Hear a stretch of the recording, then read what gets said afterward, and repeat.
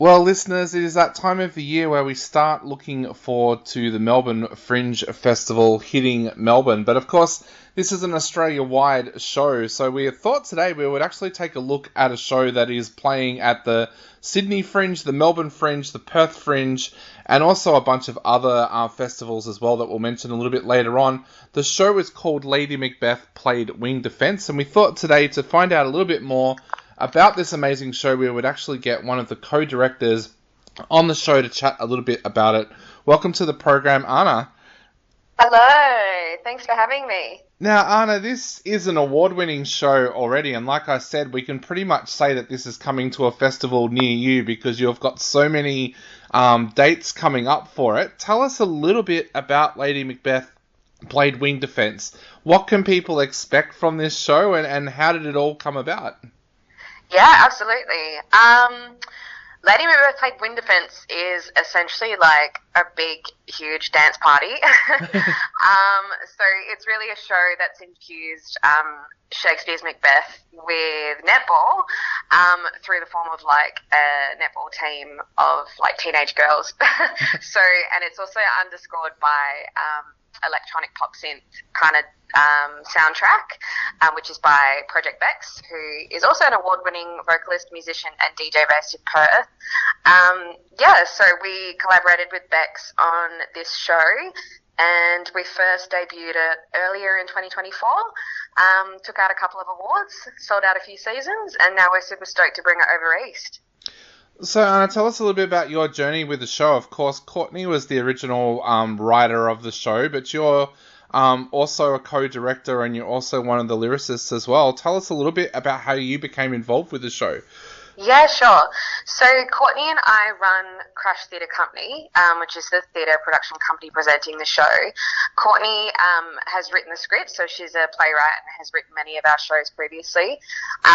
Bex, as I said, has directed the show, and she's also composed all the music. And the three of us together actually collaborated on the lyrics of the show. So, it was a pretty fun process. Courtney kind of came to us with the show title. That was kind of the very first thing that we sort of got hooked on. Obviously, when she said it was called Lady Macbeth Played Wing Defence, we were pretty sold. And then Bex's background is like electronic music production, so she does a lot of dance tracks with like heavy bass, so we kind of knew that her input into this work was really going to kind of give it that super strong electronic dance party identity that it has. So we're all playing different roles, but that is kind of how we got together and made it. Awesome. So you mentioned there that you were bought on it as soon as you heard the name. What was it about the name that sold it to you? I think, Macbeth is probably one of Shakespeare's like most well-known shows. I think a lot of students study it at school. And also netball is just such a universal experience, I think, particularly for young women.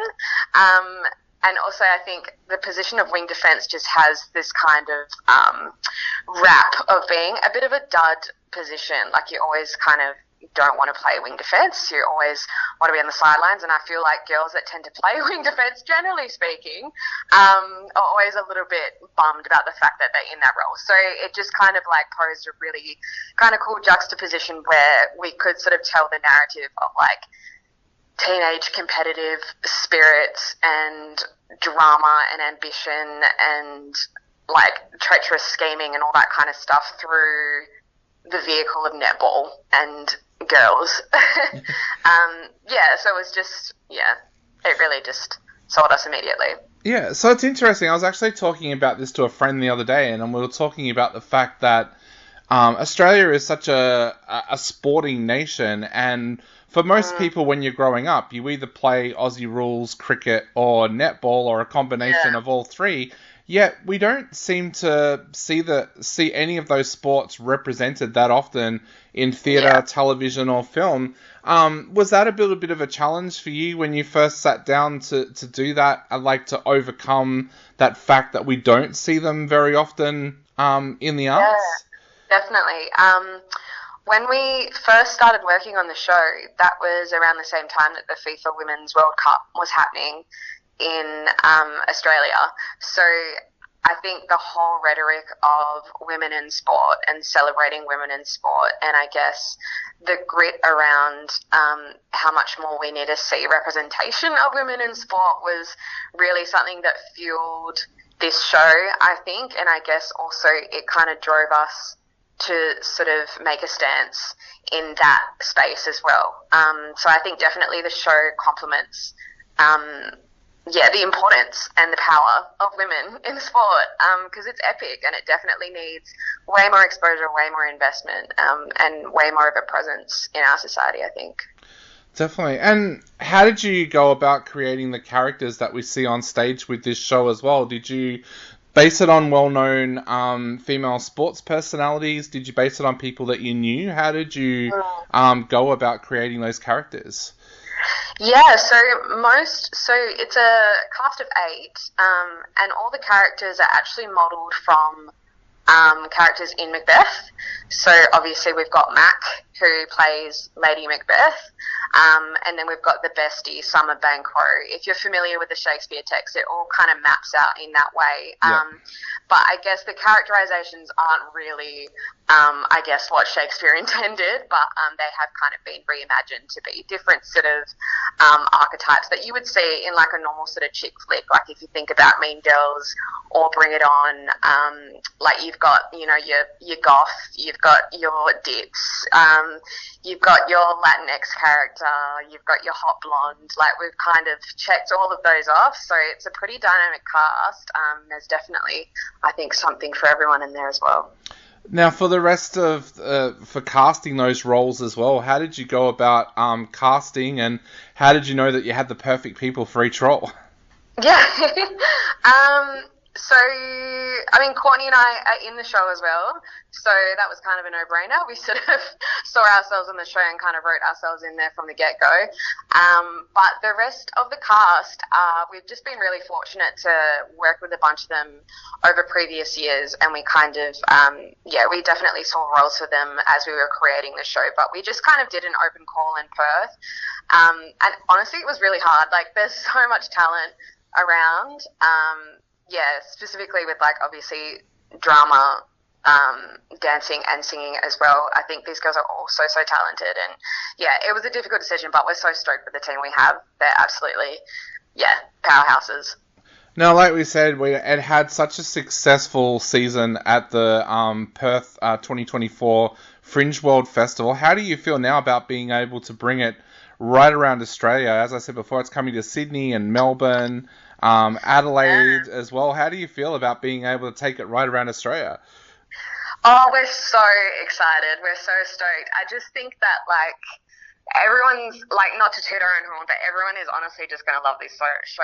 I think we saw, like, little sort of, like, 10, 11-year-old girls in our audiences. We also saw, like, 82-year-old men just kind of, like, having a hoot and clapping and stuff. So I feel like this show is just such a crowd pleaser, and I think we're so stoked and excited to bring it to the eastern states and also to Adelaide as well. The Adelaide Fringe Festival is just huge, so we're just stoked to be a part of it and also be given the opportunity and the support that we have through our awards from Outrage and from Adelaide Fringe as well, which have definitely helped in taking the show.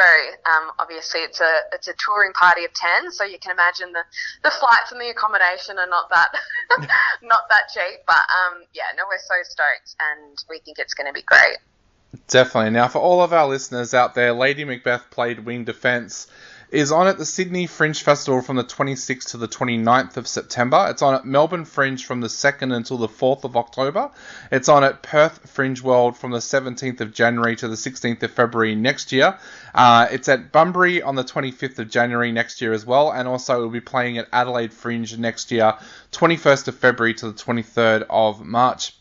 Anna, I guess to finish off, what would you like to say to people out there who are thinking about heading along and seeing this amazing show, and what would you like them to take away from the show?